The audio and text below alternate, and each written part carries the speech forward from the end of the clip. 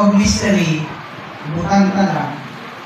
So, kung kining cellphone, butang ako ni sa akong bulsa first, kaya hindi mo makakita, revelation siya.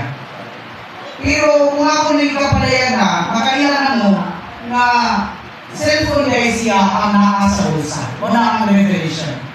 Pero ang mystery, gikan sa akong bulsa, hindi paggawas na ko na huwag yapon ta kabalo.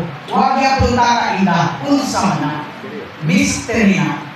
So in fact, unang nag-ampo si Paul sa Ephesians 3:9, and to enlighten all that they may see what the economy of the mystery is, which throughout the ages has been hidden in God, who created all things. Kung sa kini ka mga misteryo, natago ni sa Diyos mismo sa iyang kaugalingon. From the dispensation before the law, the dispensation of law, dahil karong mga panahuna, sa dispensation sa iglesia or sa grasya, duna gihapoy misteryo mga iso.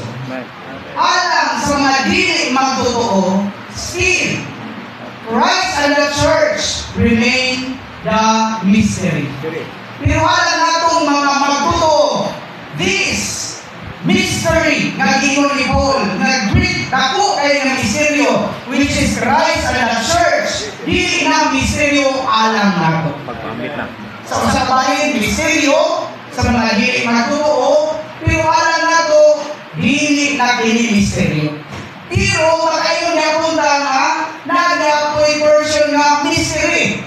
Maglisod na nag-kwangon, maglisod nag-display, maglisod nag-sabot, maglisod po ta, usaw na ko pagpasabot nagtusawan.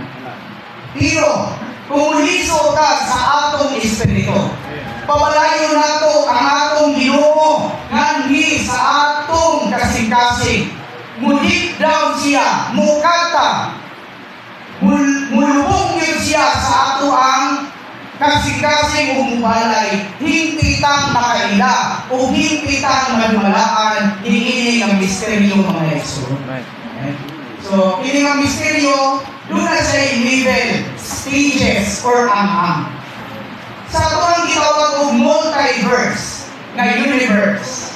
Naata sa pinakagamay na portion sa universe na gitawag o Milky Way Galaxy. Mugawas na niya ng mga ison, millions, trillions of galaxies nga naa sa kawalangan.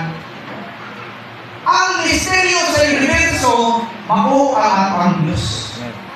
Dahil sa may misteryo sa Diyos, ang misteryo sa Diyos, mao si Kristo.